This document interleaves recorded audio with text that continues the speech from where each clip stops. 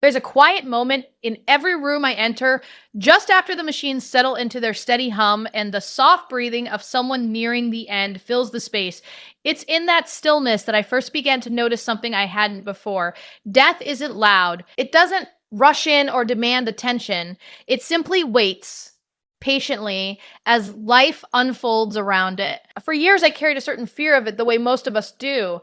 But over time, as I'd held hands, listened to whispered memories, and simply sat with those who were leaving, I began to see something unexpected. There is a calmness in letting go. There is a grace in presence, in being fully here without the weight of anxiety about what comes next. This is the day I stopped fearing death, not because it became easy or because I fully understood it, but because I learned to meet it as I meet life.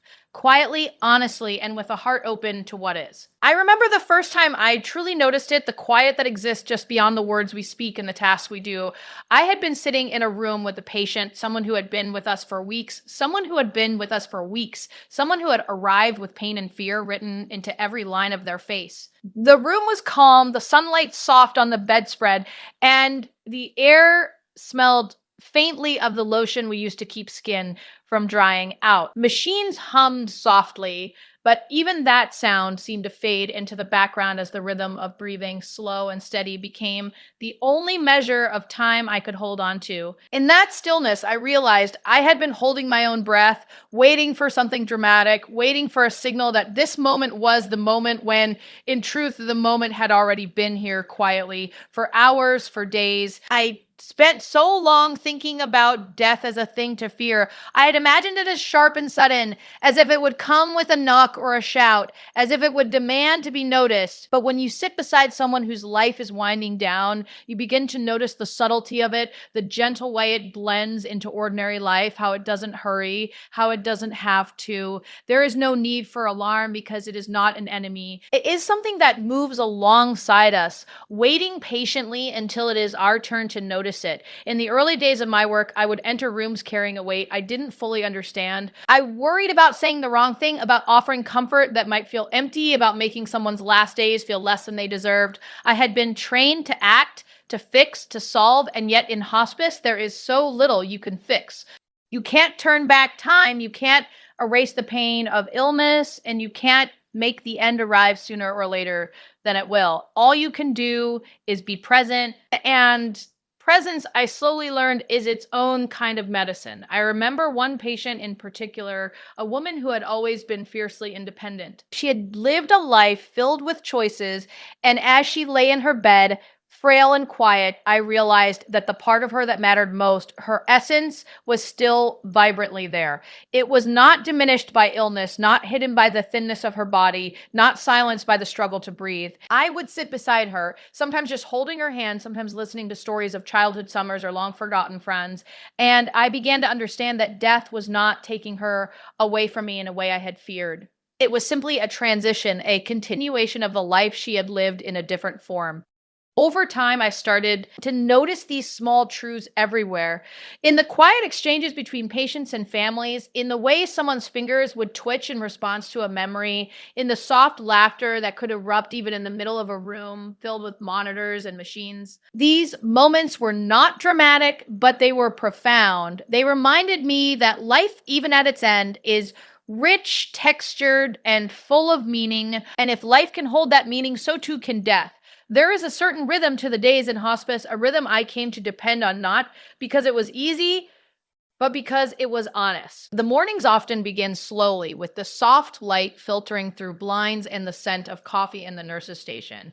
You walk into rooms carrying charts and medications, but the charts and medications are secondary to the human work you are about to do. You are there to notice the rise and fall of a chest, to notice the subtle changes in expression, to notice the small ways someone communicates when words fail them. It is in these details that life reveals its depth, and it is in these details that fear begins to lose its grip. I had been taught to think of death as an ending, as something stark and final, and I had carried that idea with me long before I became a hospice nurse. I think most of us do. But what I learned slowly, day by day, was that death is not a single moment. It is a process, one that can be observed with care, one that can be observed with care, one that can be accompanied with love. The more I watched, the more I realized that fear comes from the unknown, from imagining a void where there is instead continuity. There is no abrupt rupture, there is no invisible wall, there is simply a quiet shift, a letting go, and if we are present, we can witness it with grace.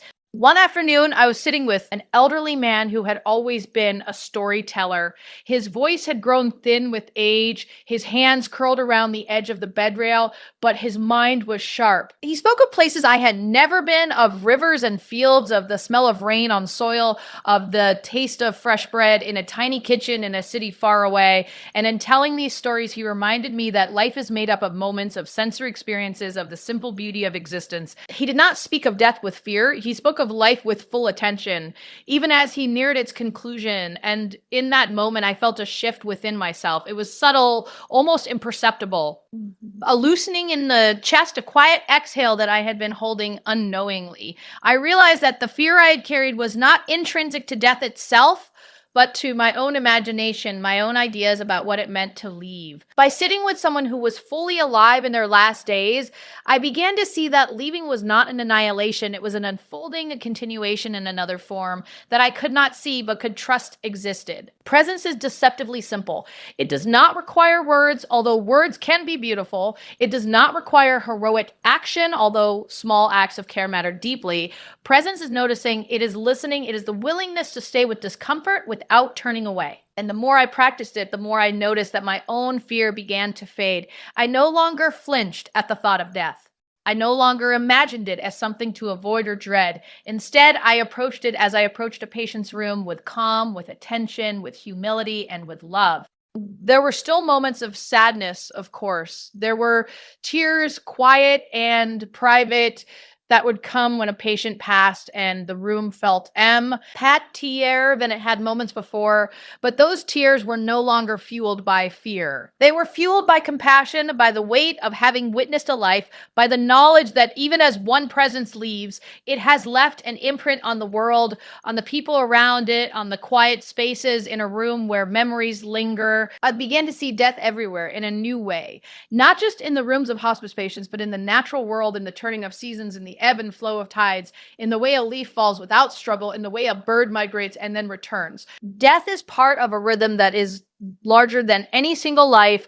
And when we stop resisting it, when we stop fearing it, we find a deep peace in simply being present to the moments we have. I began to notice my colleagues too, the quiet ways they approached their work, the respect they had for each patient, the patience with which they waited, the tenderness in small gestures. There is a humility in hospice work that cannot be taught in a classroom. It is learned in rooms filled with silence, in holding a hand that is cold and fragile, in leaning in to hear a story repeated for the 100th time, and in realizing that your presence matters more than any skill, more than any action. One evening, I sat with a woman who was nearly silent, whose breaths came slowly, and whose eyes held a lifetime of experiences. I said nothing at first, simply sitting beside her, feeling the rise and fall of her chest beneath my hand.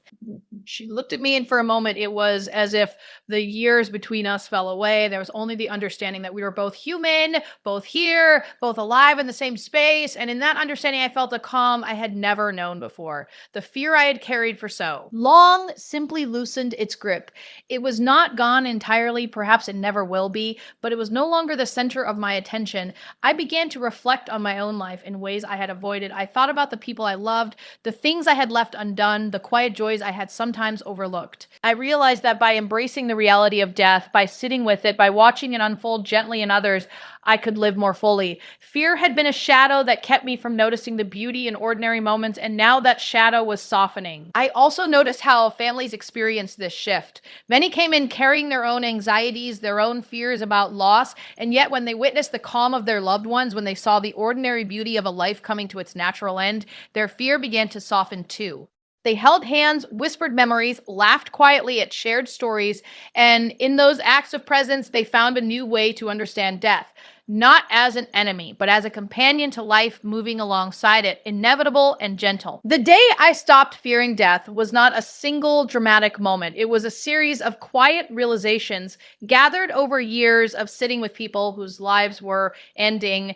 It was in noticing the breath that comes without effort, the fingers that twitch in response to a familiar voice, the eyes that light up at a memory, the small smile that appears without warning. It was in seeing life persist in subtle, unexpected ways, even as the body weakens and the hours grow short. I began to understand that to fear death is to misunderstand it. It is not a void. It is not a thief. It is a passage, a natural movement, one that we can witness with compassion, with humility, and with openness. And when we do, we find that fear is replaced by something quieter, something softer, something that allows us to be fully present, fully alive, fully human. There is a quiet, almost imperceptible shift that happens when you begin to notice the ordinary, intimate moments of life at the edge of its end. When I first started in hospice, I thought I understood fear, thought I knew the weight of it, thought I could anticipate how it would feel to watch someone leave this world. But I quickly realized that fear is not always loud. Sometimes it lives in small gestures, in the pauses between words, in the way someone's hand trembles just slightly when they reach for yours. And when you witness these fragile human details day after day, something begins to change inside you. I remember sitting with a man who had spent decades building a life of routine and order. His hands were weathered. His eyes carried the quiet patience of someone who had seen much and expected little. And as he lay in the bed, the rhythm of his breathing a delicate metronome, I noticed the small ways he communicated without words.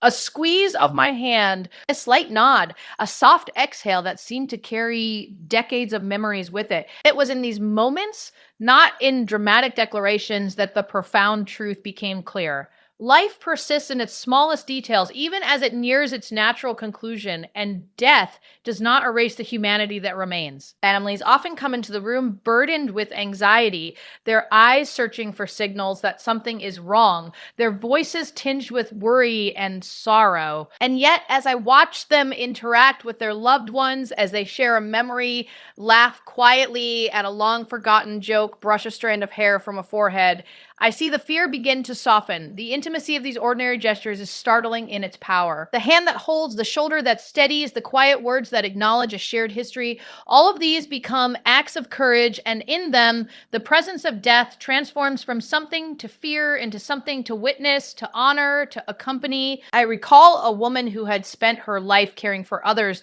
never stopping to think of herself, never imagining that one day she would need someone to sit beside her and simply be. I would sit in silence, feeling the rise and fall of her chest, noting the subtle changes in her expression, listening to her faint breaths. In these moments, it became clear to me that fear is not inherent to death itself, but to our misunderstanding of it. We imagine it as a thief or a destroyer, when in fact, it is a quiet presence that, when approached gently, can teach us more about love, compassion, and the beauty of ordinary life than any lesson we might learn elsewhere. There are no grand revelations in hospice. There are no sudden transformations. There is only the patient, the caregiver, the family, and the quiet, steady unfolding of time. And in that unfolding, you begin to notice the ordinary moments that contain extraordinary truth. The subtle shift in a smile, the way a tear glimmers in the soft light, the tremor in a hand that reaches for a memory, all of these reveal the depth of what it means to live fully, even as life nears its end. I began to see that my own fear of death was less about what would happen to me and more about my inability to sit with what already was. I had imagined it as a force to fight, a presence to avoid, a shadow that must be resisted. But when you witness the tender humanity of those who are leaving, when you see them in their ordinary, unguarded moments, you begin to understand that death is not a predator, but a companion. It moves alongside life, often unnoticed, and yet in its quiet presence, it allows us to see what matters most: connection, attention, and the simple, often overlooked moments that make life meaningful. Because there are many, even the smallest interactions take on weight. A shared glance across a room, the soft brush of fingertips, a whispered memory, a sigh that carries gratitude, All of these are more profound than any words I could offer. In these interactions, the fear that once seemed so urgent begins to dissolve, replaced by a deep recognition of life's fragility, its beauty, and its inevitability. I began to understand that to witness these moments is to participate in something sacred. It is to acknowledge that life is temporary and that each human connection matters, that each ordinary gesture is imbued with quiet significance, and that fear has no hold when we choose presence over imagination. I also noticed how the environment itself seemed to participate in this shift. The rooms, with their soft light and familiar objects, with the faint hum of monitors and the gentle scent of lotion and linens, became sanctuaries of reflection. They reminded me that even as bodies weaken and time runs short, the ordinary world continues to offer comfort. The sunlight spilling across a bedside table, the distant sound of birds, the rhythm of machines marking steady breaths, all of these became part of the narrative, part of the teaching. Death, I realized, is inseparable from life, inseparable from these simple, quiet truths. It is impossible to overstate the importance of presence in these moments. Presence is not action. It is not problem solving. It is not trying to control what cannot be controlled. Presence is noticing, listening, acknowledging, and sharing space with someone who is at the edge of their existence. It is in these acts of attention that fear fades, because the unknown becomes known in the smallest of ways. The person before you, the moments you witness, the ordinary human experiences, all of these reveal that death, when met with calm and compassion, is no longer a specter, but a part of the natural rhythm of life. I began to reflect on how much of life is spent resisting what cannot be changed. We cling to control, to certainty, to the illusion that we can contain the uncontrollable. And yet, in hospice, we are confronted daily with the limits of our control. We cannot prolong life indefinitely. We cannot remove pain completely. We cannot determine the exact moment of departure. What we can do is witness. What we can do is witness. What we can do is be human, fully in the presence of other humans at the threshold of leaving. In this witnessing, fear diminishes, replaced by something gentler, something deeper, something that allows us to live more fully even as we watch others prepare to leave. The day I realized this fully was not marked by a single dramatic event. It was marked by countless small, ordinary moments that, when observed with attention, revealed extraordinary truths.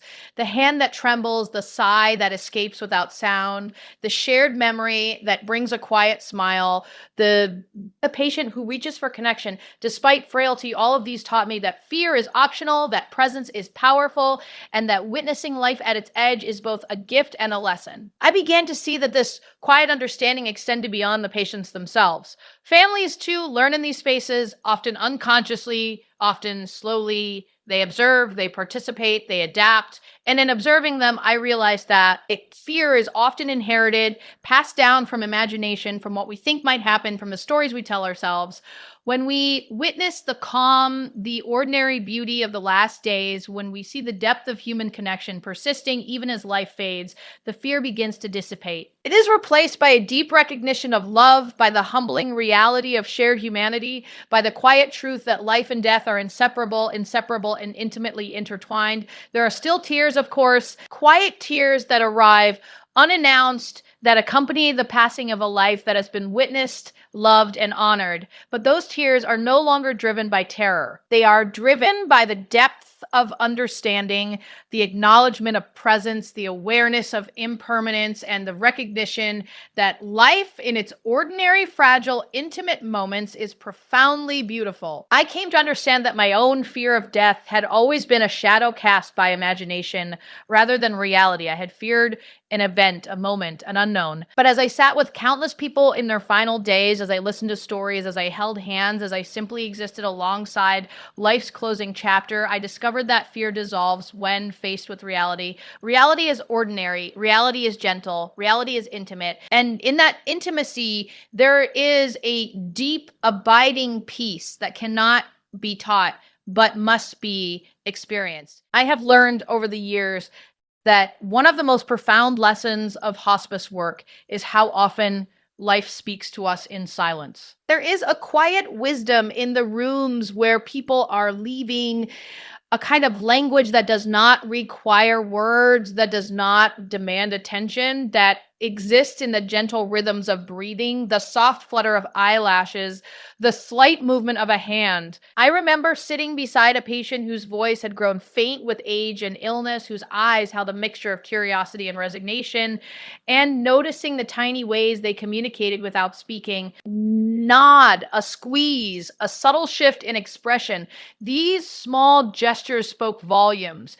And in them, I began to sense the truth that fear of death is often replaced by recognition of life's enduring presence. In the early days, I thought my role was to provide answers, to fix what could be fixed, to offer reassurance through words and actions. But hospice quickly teaches you that there are no easy solutions, no interventions that can change the inevitable, no comforts that erase the natural unfolding of life and death. What matters is presence, real, unhurried, attentive presence. Sitting beside someone who is nearing the end of life, I began to understand that simply being there fully with openness and empathy is the most meaningful gift we can offer. And in giving that gift, I discovered something remarkable. My own fear of death began to soften. I recall an elderly woman who had lived a life full of love, loss, joy, and struggle. Her hands were fragile, her breathing uneven, but her mind remained alive with memories, some bright, some tinged with sorrow. I would sit with her for hours, listening as she recounted small moments of beauty. The first time she held her child, the smell of fresh bread baking in her grandmother's kitchen, the laughter of friends long gone. There was no rush, no urgency, just the quiet exchange of presence. And as I listened, I began to notice a shift within myself. Death was no longer an enemy, no longer a shadow to be avoided. It was simply a part of the human journey unfolding in a way that was natural, intimate, and even beautiful. Families often enter hospice rooms carrying a heavy burden of fear, anxiety, and uncertainty. They worry about what might happen, about whether they are doing enough, about whether their loved one is in pain. And yet, when they witness the ordinary intimacy of a final life, the handheld, the whispered memory, the quiet laugh, they begin to understand that death is not something to fight against, but something to accompany. They begin to learn, sometimes unconsciously, that courage is not always loud, that bravery often resides in stillness, in attention, in the willingness to be present with another human being at the edge of life. I have seen fear replaced by understanding countless times. I have watched a husband gently brush a loved one's hair, a daughter softly hold her mother's hand, a friend lean close to listen to stories told one final time. These acts, so ordinary and quiet, are more profound than any declaration or ceremony. They remind us that life and death are inseparable, intertwined in ways that are subtle, tender, and deeply human. Witnessing these moments teaches us that fear diminishes when we embrace intimacy, when we honor the ordinary, and when we recognize the dignity inherent in every human life, even as it approaches its natural conclusion. In those quiet rooms, the ordinary often becomes extraordinary. The rhythm of a breath, the flutter of a smile, the faint murmur of a memory, these small moments hold immense significance. They remind us that death is not a sudden rupture, but a gradual unfolding, a transition that can be witnessed with grace and compassion. And in witnessing it, we come to understand that fear is not a necessary companion. What replaces it is presence, empathy, and a deep, abiding respect for the human experience. There is a certain humility that hospice teaches, a recognition that we cannot control the timing, the outcomes, or the unfolding of life and death. We can only be present, attentive, compassionate, and it is in that humility and that gentle surrender to reality that fear begins to fade. We realize that death, while inevitable, does not diminish the humanity, the love, the connection, and the meaning that persist even in life's final days. I think often about the lessons patients impart without intending to teach. I think about the quiet woman who hummed a tune from childhood, the man who traced patterns on his blanket as he recalled a distant memory, the family who sat in silence simply sharing space with a loved one.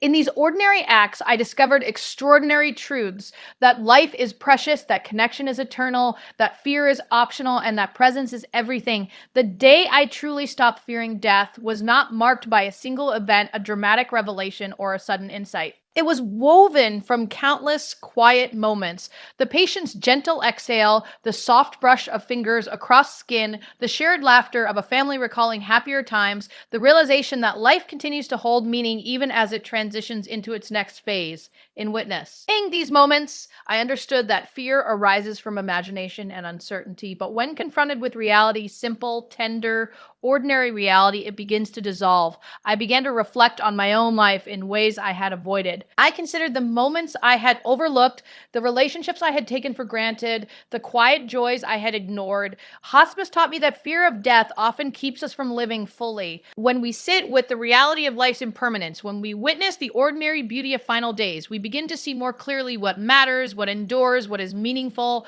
Fear fades, not because it disappears entirely, but because it no longer dominates our attention. Presence, love, compassion, and attentiveness take its place.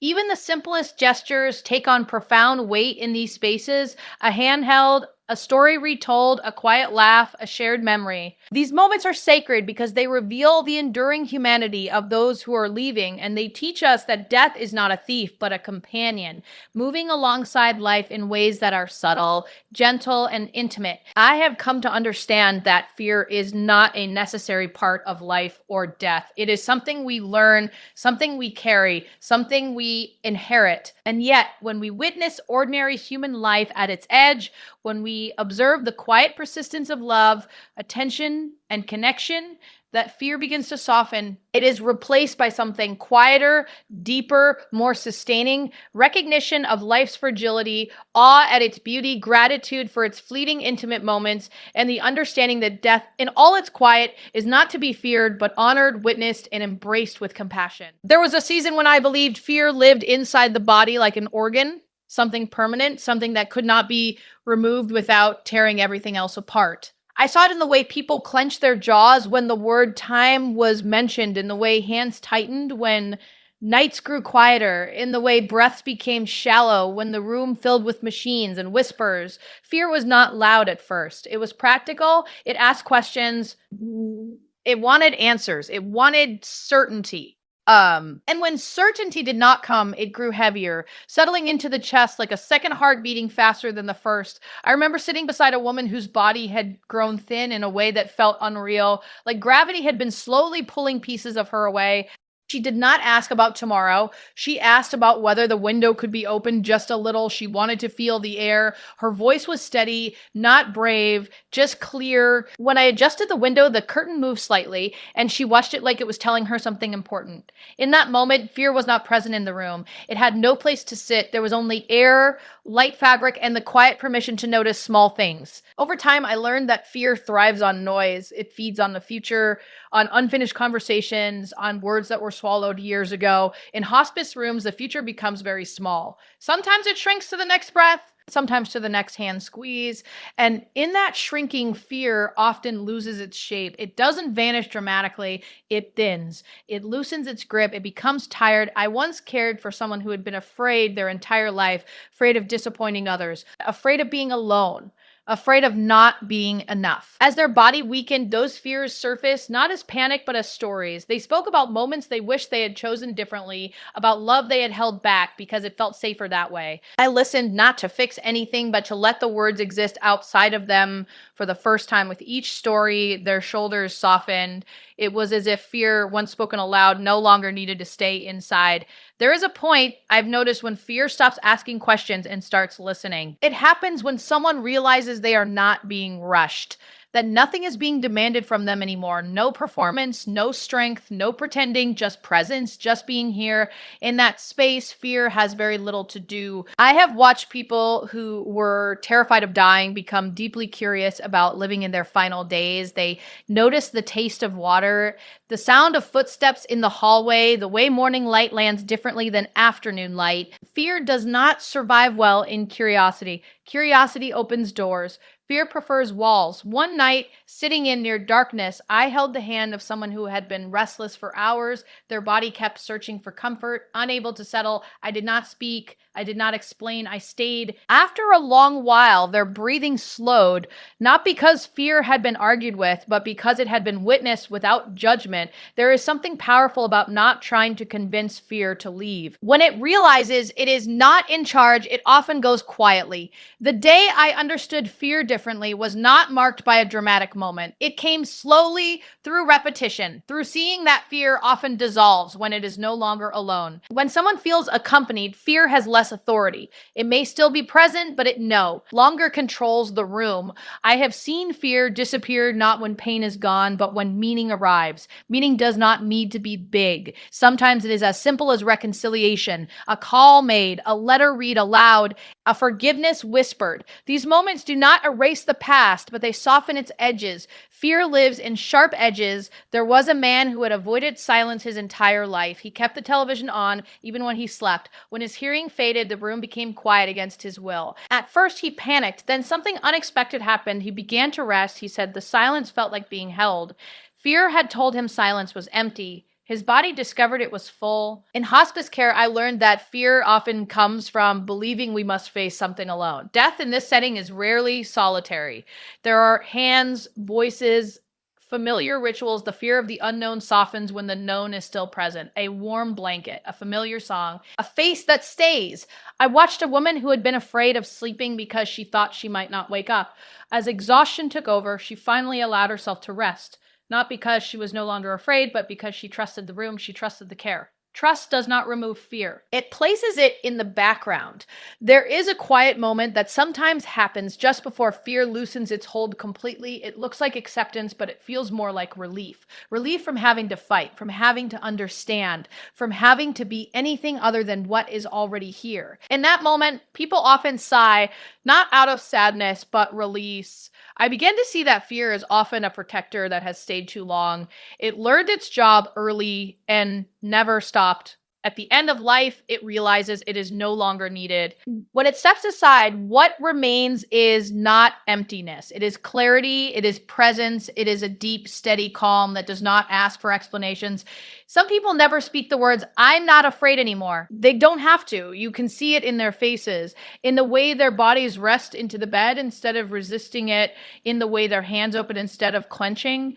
Way their breathing becomes rhythmic, like they are finally moving with something instead of against it. I stopped fearing death not because I understood it, but because I saw how fear leaves when it is met with honesty. When people are allowed to say what they need to say, when they are allowed to feel what they feel without being corrected.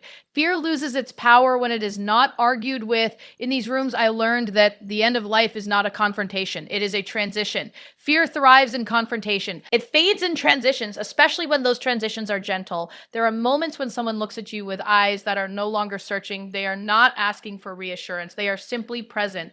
In those eyes, there is no fear. There is recognition, as if something inside them has finally aligned. I used to think fear would always be the loudest emotion near death. I was wrong. Love often is. Gratitude, regret, peace. Fear is there, but it is not the center. It circles the edges, unsure where to land. What I have witnessed has taught me that fear ends not with answers, but with connection, with being seen, with being held in ways that go beyond hands, with being allowed to rest without expectation. And so the day I stopped fearing death was not a single day at all. It was a collection of moments, 1,000 quiet realizations, 1,000 softened breaths, 1,000 times I watched fear loosen and something gentler take its place, not because death arrived, but because presence did.